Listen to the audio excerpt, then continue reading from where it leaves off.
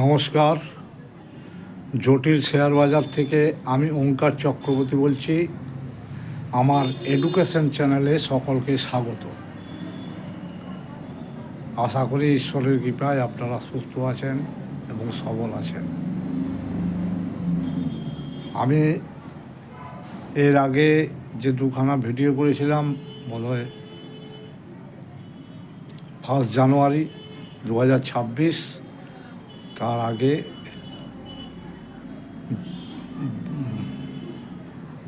ওই 24-12 কি যাই হোক, এটা প্রত্যেক শুক্রবারে আমি ভিডিও করি। আপনারা আগের ভিডিওগুলো আমার ধারণার সঙ্গে মিলিয়ে নেবেন। যে আমি বলেছিলাম গত দুটো ভিডিও ধরে পরপর বলেছিলাম আপনাদেরকে সাবধান করার জন্য, যে যদি না ট্রাম্পের ট্যারিফ কোনো একটা নির্দিষ্ট পার্সেন্টেজে হচ্ছে, ম্যাক্সিমাম লেভেল আমি 25% বলেছিলাম, তাহলে বাজার 29,500 হবে। আর ট্রাম্পের ট্যারিফ যদি না হয় তাহলে বাজার 26,200 থেকে আপনার 25,500 পর্যন্ত আসবে। অনেক ইউটিউবার আপনাদের বলেছে, আমিও বলেছি, যদিও আমারটা কোনো ডেকোরেশন করে ভিডিও নয়, আমি হাতে ধরে মোবাইলটা ধরে আমার মোবাইলের স্পিকার দিয়ে কথা বলি, তাই আমার ইউটিউব কোনো সাজানো গোজানো নয়। আমি কোনো অ্যাডভার্টাইজিংয়ে ওই যে আপনার গ্রো বা বিভিন্ন যে অ্যাপগুলোর আছে সেগুলোর কোনো আমি তাদের সঙ্গে আমার কোনো সম্পর্ক নেই। আমি কোনো অ্যাড নিই না। আমি আমার নিজের মতো চলি। আমার অভিজ্ঞতায় যেটা বলে সেটা আমি আপনাদের বলি। তাই আপনাদেরকে আমি এর আগে সাবধান করে দিয়েছিলাম, যতক্ষণ না ট্রাম্প ট্যারিফ শেষ হবে ততদিন আপনারা বাজারে ইনভেস্টমেন্ট করবেন না। এবং বাজার কি হবে তাও মোটামুটি এক সপ্তাহ আগে থেকে বলে দিয়েছিলাম, ট্যারিফ না হলে 25,500 আর 26,200 মধ্যেই ঘোরাফেরা করবে। আজকের বাজার তাই হয়েছে। প্রায় আমার যে রিসার্চ অ্যানালিসিস মিলে গেছে। এর মধ্যে অনেকগুলো নিউজ এসছে, তাই আপনাদের সঙ্গে ভাগ করে নেওয়ার জন্য আমি আবার এসেছি।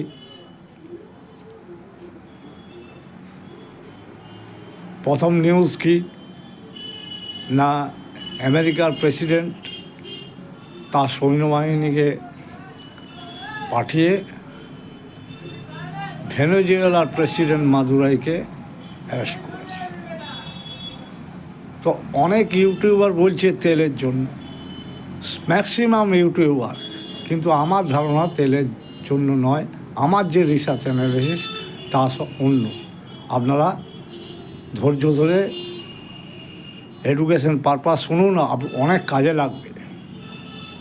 আমি যেটা অ্যানালিসিস করেছি, যে হঠাৎ ট্রাম্প সাহেব কেন ভেনেজুয়েলার প্রেসিডেন্টকে অ্যারেস্ট করতে গেল, তার প্রধান কারণ কিন্তু তেল নয়। আমার মতে তার প্রধান কারণ হচ্ছে রেয়ার আর্থ।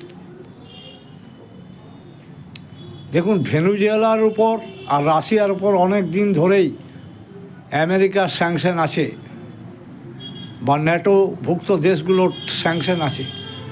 তাই ইন্টারন্যাশনাল ব্যাংকের মাধ্যমে লেনদেন করতে গেলে সেখানে রেডার আছে, ধরা পড়ে যাবে।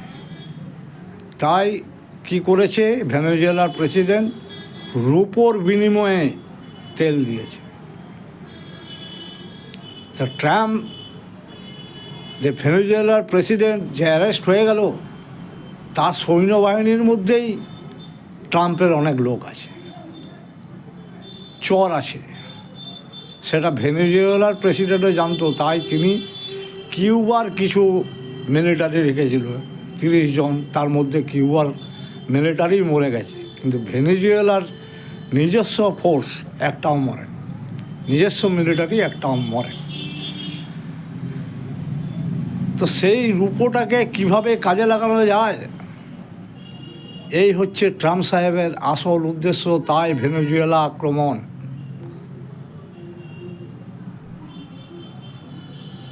যথারীতি ভেনেজুয়েলার প্রেসিডেন্ট মাদুরাইকে কোথায় রেখেছে, কি হবে বিচার, তা কেউ জানে না।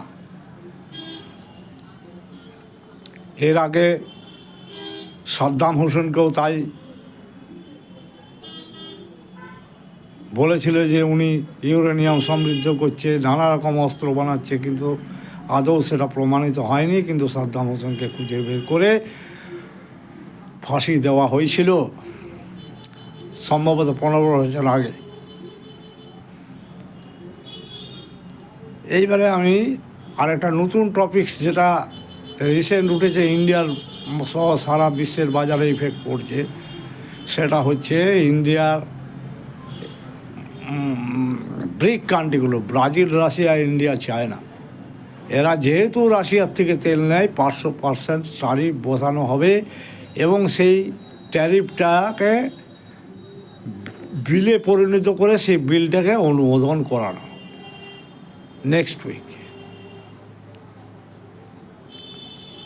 তো 500% ট্যারিফ তো হয় না, সবাই জানে। তো হঠাৎ উনি 500% ট্যারিফ বসাবে এই ব্রিক কান্ট্রিগুলোর উপর। তার মধ্যে চায়নার সঙ্গে তো কোনো কথা বলার সাহস নেই, কারণ চায়না এমন একটা দেশ, সে ট্রাম্প সাহেব নিজেই স্যারেন্ডার করে কথাবার্তা বলে 30%, 142%-এর জায়গায় অনলি ফর 30% ট্যারিফে সেটেলমেন্ট করেছে। কিন্তু সেই সেটেলমেন্টটা যেটা করেছে এপ্রিল থেকে ইফেক্ট হবে। এবারে একটা নতুন কায়দা, নতুন রূপ, দেখুন নাটক। অনেকে বলছে যে ট্রাম্প সাহেব, যে ইউটিউবার বলছে বা বিভিন্ন ট্রাম্প সাহেবের দেশেই বিক্ষোভ দেখা দিয়েছে যে মাদুরাইকে অ্যারেস্ট করে নেওয়া আসা উচিত হয়নি। এর আগেও সারা পৃথিবীতে সাধারণ মানুষের ভূমিকা ওই আপনার মিছিলে জড়ো হয়ে বিক্ষোভ দেখানো, তার বেশি তারা কিছু করতে পারে না। সারা পৃথিবীর মানুষ এখন নেতাদের দ্বারা আক্রান্ত, কিছুই করা যায় না। তবু তার মধ্যে হচ্ছে আমেরিকাবাসী নিজেই বিক্ষোভ দেখাচ্ছে। এক, দ্বিতীয় হচ্ছে এই যে বলছে যে ট্রাম্পের সঙ্গে পুতিনের ঝগড়া, ট্রাম্পের সঙ্গে জিনপিংয়ের ঝগড়া, আমি কিন্তু আমার মতে তা নয়। এরা এক টেবিলে রাতের অন্ধকারে এক গ্লাসে এক থালায় ভাত খায়। সারা পৃথিবীর নেতাদের এই হলো চরিত্র। আর আমাদের সামনে গল্প করছে যে রাশিয়াকে 500% দিতে হবে, চায়নাকে 500% দিতে হবে, ইন্ডিয়াকে 400% দিতে হবে। তার জন্যে বিল বানিয়ে সেই বিল আমেরিকার কংগ্রেসে পাস করাবে। সে তো গেল এই, কিন্তু আজকে কি আছে জানেন? আজকে আছে আমেরিকার সুপ্রিম কোর্ট এই ট্যারিফকে প্রাধান্য দেবে কি দেবে না, না ইললিগ্যাল না ঘোষণা করবে, তার কোনো ঠিক নেই। তাহলে তার দুদিন আগে উনি 500% বলে দিলেন। অথচ এরা সব গ্লোবাল লিডাররা সব ব্যাপার আমার যেটুকু ধারণা জানে। তা আজকে দেখুন শুক্রবারে কি হবে বা শনিবারে আপনি জানতে পারবেন। আমার তো ধারণা সুপ্রিম কোর্ট কিছু একটা করবে, তাই ট্রাম্প 500% ট্যারিফের গল্প শুনিয়ে সারা পৃথিবীর বাজারকে ফেলে দিয়েছে। এই হলো আমার রিসার্চ শর্টে অ্যানালিসিস। এবারে আমার যে বাজার সম্বন্ধে আমি নিফটি বলেছি বা আপনাদের ইন্ডিয়ায় রিসেশন আসবে সে কথাও বলেছি।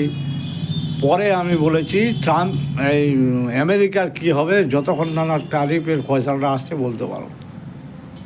ততক্ষণ পর্যন্ত আমি স্পেশাল একটা ভিডিও বানাবার কথা ছিল, বানাতে পারছি না। তো আজকে দেখুন এই সব গল্প এসে গেছে। আমি তো মনে করি এইসব গল্প, আজকে সুপ্রিম কোর্টের বিচার হবে, সে সুপ্রিম কোর্ট কী করবে না করবে কিছু জানে না। দুদিন আগে থেকে গল্প করতে শুরু করলো 500% ট্যারিফ ব্রিক কান্ট্রিগুলো। এবারে সুপ্রিম কোর্ট যদি নাকচ করে দেয় ট্রাম্পের ট্যারিফ, তাহলে জানেন কি হবে? $137 বিলিয়ন এই মাসে কালেকশন ফ্রম দ্য ট্যারিফ। এই ট্যাক্সের থেকে সারা পৃথিবীর দেশগুলোর থেকে $137 বিলিয়ন কালেকশন করেছে। ডোনাল্ড ট্রাম্প তো এত টাকা, এত ডলার তো জীবনে দেখেনি, যে ট্যাক্স ছিলই না খুব একটা। তাই একদিকে যেমন 4.03% জিডিপি দাঁড় করিয়েছে, অন্যদিকে তেমন বিপদরাও ডেকে আনবে, কিন্তু অনেক দেরি লাগবে। সে সম্বন্ধে আমি স্পেশাল আমেরিকা সম্বন্ধে রিসার্চ করে আপনাদের বলবো। আমি যেমন মার্কেট রিসার্চ করি, যেমন জিও পলিটিক্যাল ব্যাপারগুলো রিসার্চ করি, যেমন ডাও জোন্সের ইন্ডেক্স রিসার্চ করি, ন্যাসডাকের ইন্ডেক্স রিসার্চ করি, ভারতীয় বাজার তো আছেই। আমার কাছে আজ পর্যন্ত যারা এসেছে আমার ক্লায়েন্ট, কি পোড়া বাজারে কি বাড়া বাজারে আজ পর্যন্ত লস করে। হয়তো আমার চ্যানেলটা খুব ঝিকঝাক নয়, কিন্তু আমার কথাগুলো আজ পর্যন্ত সব কিছু মিলে গেছে। আমি 1 জানুয়ারির চ্যানেলটা একবার খুলে আপনারা দেখুন আমি কি বলেছিলাম আর আজকে কি হয়েছে। তো আমার ধারণা এই ট্যারিফ গল্পটা গ্লোবাল লিডারদের বানানো। 500% ট্যারিফ এটা চারটিখানে ব্যাপার নয়, আর 500% ট্যারিফ বসানো যায় না। তো দেখুন আজ সুপ্রিম কোর্ট জাজমেন্ট দেবে, কি হয়, তারপর আবার আপনাদের সামনে আসব। আপনারা সুস্থ থাকুন, স্বাভাবিক থাকুন। এই বাজারে টাকা কামানো যাচ্ছে না, আপনাদের পোর্টফোলিও লস আছে বুঝতে পারছি। তবুও যদি আপনাদের মনে হয় যে সঠিক, আমি বারবার বলেছি এই বাজারে, বর্তমান দুনিয়ার বাজারে একজনকার ফিনান্সিয়াল অ্যাডভাইজারের প্রয়োজন। ফিনান্সিয়াল অ্যাডভাইজার ছাড়া আপনি বাজারে 10 টাকাও কামাতে পারবেন না। একদিন 10 টাকা কামাবেন তো একদিন 1000 টাকা দেবেন। তো আমরা কী করি, আমার ক্লায়েন্টদের আমি বাঁচাই টেকনিক্যাল দিক দিয়ে, সব দিক দিয়ে, কখন কী হবে, কোনভাবে নিতে হবে। তো যদি আপনাদের মনে হয় যে আপনারা ফিনান্সিয়াল অ্যাডভাইজার নেবেন, আমি শেয়ার মার্কেট তো করি, তার সঙ্গে আপনার মিউচুয়াল ফান্ড অ্যানালিসিস করি, সব কিছু করি। যদি মনে হয় আপনারা আসতে পারেন, আমার সঙ্গে যোগাযোগ করতে পারেন। আমার ফোন নাম্বার 9830415602। আমার হোয়াটসঅ্যাপে সব কিছু দেওয়া আছে, ওই হোয়াটসঅ্যাপ করবেন। আমার চ্যানেলে সব কিছু নাম্বার, আমি কোথায় থাকি, কলকাতা শোভাবাজার, সব কিছু দেওয়া আছে। যদি পারেন যোগাযোগ করতে পারেন, আর যদি মনে যোগাযোগ করবো না, নাও করতে পারেন, সেটা আপনার। আপনি সব চ্যানেলগুলো মিলিয়ে দেখবেন কে সঠিক বলছে, তবেই আসবেন। এই কয়েকটি কথা বলে আপনাদের থেকে বিদায় দিলাম। নমস্কার।